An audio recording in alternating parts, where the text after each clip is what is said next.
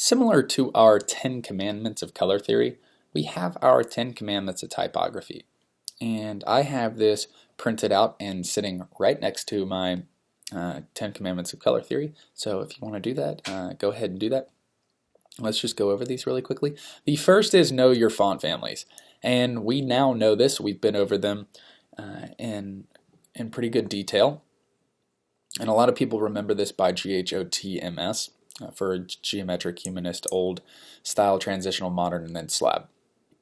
The second is combine a sans serif font with a serif font. And this is always a great practice. And this is one of the first things I recommend to people that are trying to pick out fonts for, a website or print or whatever it may be.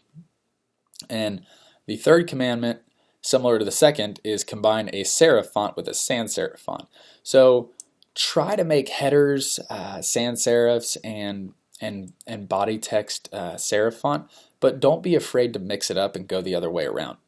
And it's really all about experimenting and finding out what works what works best. The fourth is a big no-no. Do not ever combine two similar fonts. It's not cool. And some people think that it is cool and that it looks good. Well, it makes it hard to distinguish between what's important on a page, what's not as demanding, I guess you could say. So just try to avoid this. Sometimes it can work, but in most cases it doesn't.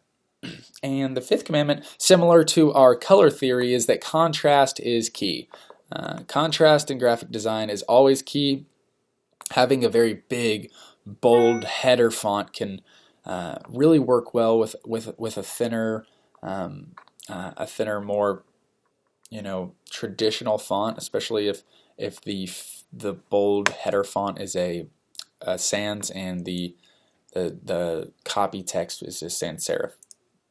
Now the sixth is a commandment that I'm pretty strict on. Stick to two fonts. Only go for three if you really must. Well, I'm pretty strict on this. Keep it to two. You only need two fonts. Maybe if you want to use a different font for a logo, but even then I like to keep it somewhat similar. So let's stick to two fonts, and that's what we're going to do in this course. And the seventh commandment is do not mix the different moods. And I can't stress this one enough, and this is where people can make things really clash. Now we said the commonly used moods would be formal versus informal, or modern versus traditional, light versus dramatic.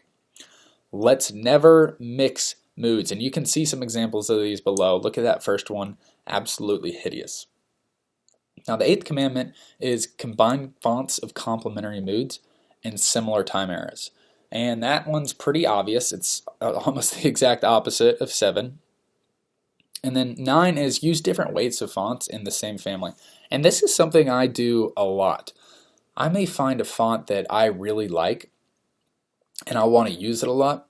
So I will use, the light version for header text or big call to action buttons, and then use more bold text for smaller elements or for copy. And by bold I mean a little bit bigger, more likely the regular font weight as opposed to a light or an ultralight or a thin. And lastly, the 10th commandment, avoid the following fonts. And never use Comic Sans, Papyrus, Curls, Viner, Kristen, or the looks like the Greek alphabet. And I don't think you'll ever be in a situation where you're going to want to use these anyways. So that one's pretty easy.